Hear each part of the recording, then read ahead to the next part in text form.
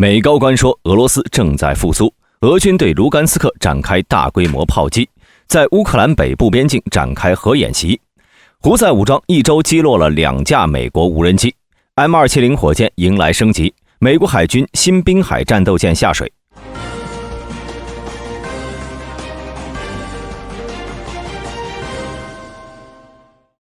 上个月，美国对于俄乌局势还相对比较乐观。当时美国认为俄罗斯是撑不了多长时间。以下是美国防长奥斯汀在德国拉姆斯坦空军基地演讲的原话：俄罗斯有超过31万5千名士兵伤亡，花费超过2110亿美元，约20艘中型或大型船只在黑海受损或沉没。俄罗斯为普京的帝国梦想付出了惊人的代价。当时的美国认为俄罗斯已经失去了发动大规模进攻的能力，只要美国援助乌克兰一些远程武器，对俄罗斯展开放血疗法，不断从远距离消耗俄军的有生力量，就能迫使俄军停止攻击。然而时隔1个月，美国军方的态度似乎进行了180度的转弯。在近期五角大楼的新闻发布会上，国防部长奥斯汀虽然依旧在说俄罗斯损失了多少，但是奥斯汀同时指出，俄罗斯已经提高了产能，他们所有的国防工业公司实际上都直接向国家负责，因此他们更容易、更快地做到这一点。而美国美军参谋长联席会议主席布朗解释得更加直白，他直言俄罗斯正在复苏。前后2个月，美国军方高层态度的变化说明了一件事，那就是虽然在俄乌战争中，俄军每天都要承受巨大的伤亡，可依托强大的国防工业体系，俄军的战斗力不仅没有下降，反而开始上升，且复苏速度超过了美国的预期。这种情况对于乌克兰以及乌克兰的支持者来说是一个无法忽视的条件，尤其是美国政府，他们刚刚通过了100亿援乌法案。按照美国官员的估计，这笔援助足以让乌克兰再支撑1年。但如果俄罗斯开始所谓的复苏，那情况就会发生变化。一名不愿意透露姓名的国防部高级官员在接受采访时说，他们做的比我们想象中要好。俄乌战争开战初期，俄军的表现参差不齐，甚至在基辅战役中，俄军因为一辆装甲车故障堵住了道路而出现了排队堵车的现象。美国国家情报总监艾维尔·海恩斯在去年3月份表示，结合装备质量以及俄军内部的腐败以及士气低迷的问题，我认为情报界已经达成一致，俄罗斯需要数年才能让部队重新拥有战斗力。时任国防情报局局长的斯科特·贝里尔中将也支持类似看法。他说，俄罗斯需要长达10年时间来重建在战争早期丢失的高端装备。然而1年之后，今年3月，美国驻欧洲最高军官克里斯托弗·卡沃利将军就发表了截然不同的看法。他表示，我要向你们传达的总体信息是，俄罗斯已经恢复到了以前的样子。虽然这场战争对俄军造成了一些问题，但他们的整体能力仍然非常可观，并且会变得更强。那么就产生了一个问题啊，按照现在俄军的伤亡速度，这场战争还能打多久？英国皇家联合军种研究所智囊团的俄罗斯经济专家理查德·康诺利表示，根据战前的数据，俄罗斯每年交付约150到250辆主战坦克，但其中大约只有20到30辆是新的，其余则是对苏联遗产进行了翻新。而到今年4月，俄罗斯的主战坦克年产量已经增加到了1200辆，其中400辆是全新的。也就是说，俄罗斯的进攻潜力主要依赖苏联时期留下的大量库存。皇家联合研究所也表示，俄军生成的80%的装备也都是翻新货。欧洲和美国防务官员也表达了同样的观点，俄罗斯拥有大量的库存，但并非无限的。根据 ORYX 的统计，开战2年以来，俄军一共损失了3048辆坦克，其中2044辆被完全摧毁。而根据国际战略研究所在2021年的数据，俄军主战坦克的储备超过了1万辆。就算乌克兰以每天10辆的速度摧毁俄军的主战坦克，那么这场战争呢，可能还要再打2到3年。5月初，英国国防参谋长托尼·达拉金上将在英国驻华盛顿大使馆接受记者采访，他边吃饼干边喝茶，讨论了俄罗斯最近的进展。达拉金表示，虽然俄罗斯的战争潜力和预期不同，但其对乌克兰的入侵终将失败，尽管他不愿意猜测具体的时间。同时，他还估计到6月份，俄军伤亡人数将会超过50万人。俄罗斯付出的巨大的代价，但却取得了微薄的战果。俄军士兵的生命被浪费了。值得一提的是，这位英国爵士坐在大使馆和记者谈笑风生的第二天，俄军就发起了哈尔科夫攻势，乌克兰又失去了200多公里的土地，而爱国者 F-16等先进武器依旧只在北约的承诺中。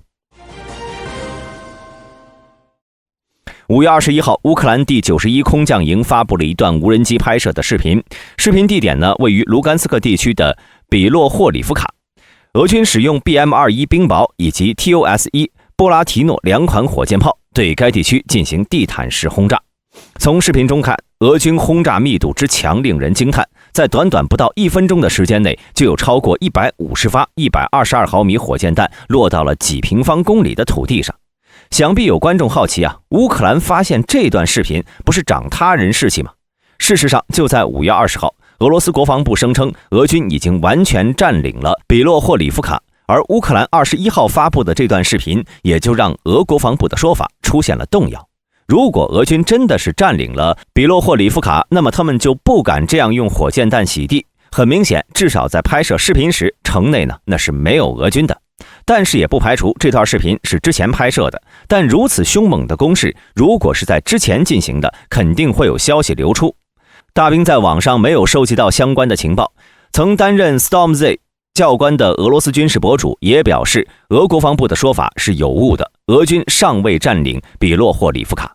5月21号，俄罗斯军队在卢甘斯克继续采取进攻行动。目前有视频证据表明，俄军在马基夫卡东南部推进了1公里。同时呢，俄军在斯特尔马基夫卡以东的森林地区占领了 1.18 公里的阵地。而在哈尔科夫州，俄罗斯已经基本拿下了沃夫昌斯克的北岸，但是并没有渡河的迹象。同时，俄乌双方都有消息爆出，前瓦格纳成员以及来自非洲的雇佣军正在哈尔科夫作战。结合近一段时间俄美在非洲的形势变化，俄军很有可能是和一些非洲国家达成了合作，并且从当地招募军队，这与乌克兰抵抗中心此前的报道一致。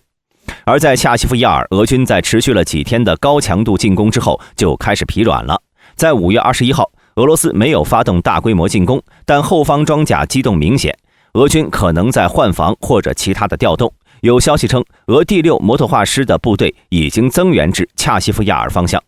在恰西夫亚尔南边的 K 村，俄军虽然完全夺取了该定居点，不过并没有取得明显的战略优势，因为该村西部呢是一片高地，乌克兰目前正在高地上构筑阵地。就算俄军占领了该村，本来想继续向西进攻也十分困难。同时，俄军在恰西夫亚尔周围的几个村镇攻势并没有停止，甚至还有加大的趋势。总体来看呢，俄军想要放弃直接夺取恰西夫亚尔，而是通过打下恰西夫亚尔周边的地区，对该地进行合围，重复当年阿夫迪夫卡的打法。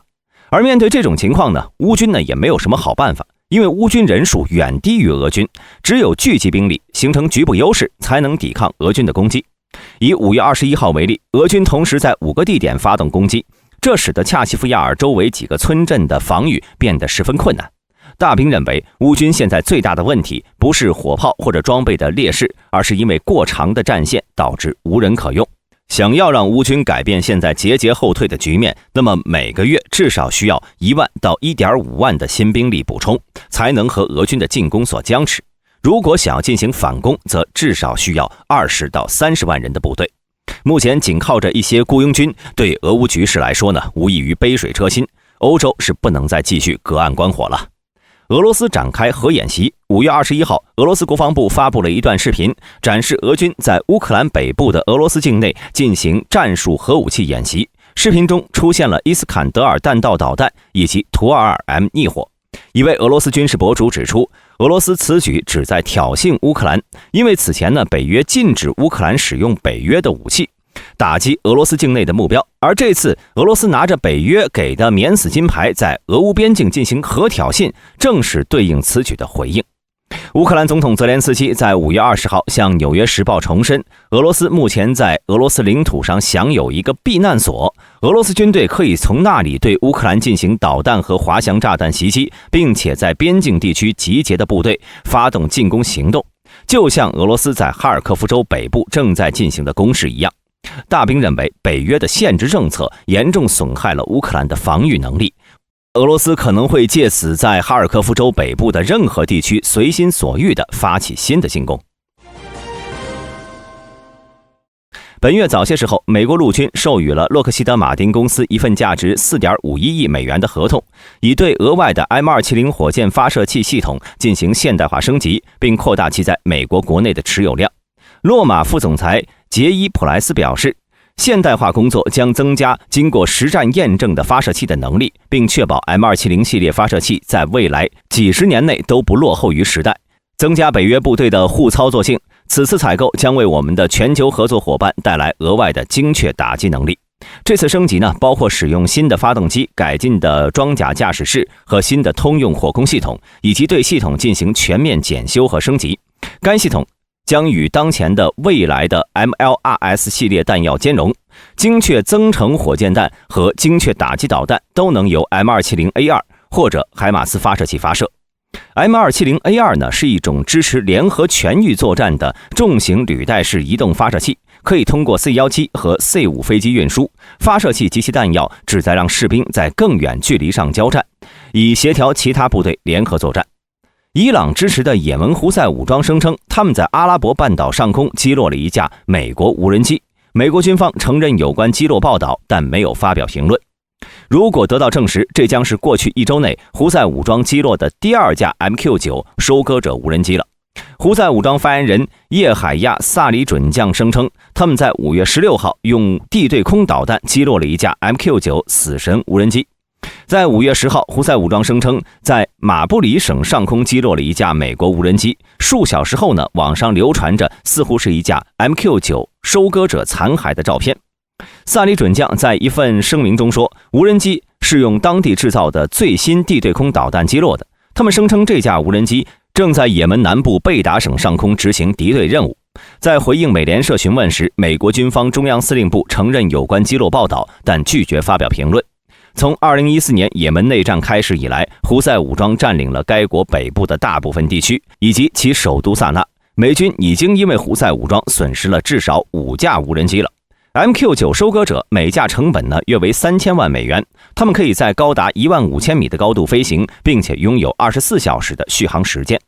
5月18号，美国海军第19艘独立型滨海战斗舰皮埃尔号完成了命名，并且进行洗礼仪式。仪式上呢，船舶赞助商拉里萨·图恩哈根斯在400多位宾客的见证下，在船头打破了一个仪式瓶。滨海战斗舰呢，简称 LCS， 专门为在近岸环境中快速敏捷的作战而设计，以应对现代沿海威胁。2023年，美国海军报告称，已经在太平洋部署了6艘独立型 LCS。独立型 LCS 还支持海军的无人驾驶计划。LCS-24 奥克兰号作为无人艇母舰运行。LCS-30 堪培拉则拓展了水雷对策任务功能，证明了该舰的扩展能力。但目前独立型 LCS 呢还有几个问题，影响其成本效益和可靠性。主要技术问题之一是推进系统。将柴油发动机连接到燃气轮机的组合装置发生了多次故障，需要昂贵的维修费用，估计每艘船需要800到1000万美元。这些问题就限制了船舶的速度和战备状态。一些船舶在初始航行中由于故障而需要拖。成本超支是另一个主要问题。建造和运营 LCS 机队的成本已经飙升了。截止到2019年，美海军已经花费超过280亿美元用于开发和建造32艘舰艇，预计35艘舰艇的运营成本将超过600亿美元。而这些费用呢，没有充分考虑到解决技术问题所需要额外的花费，使得预算规划进一步复杂化。好了，本期视频到此结束，大家有什么看法，欢迎发表在评论区。我是大兵，我们下期再见。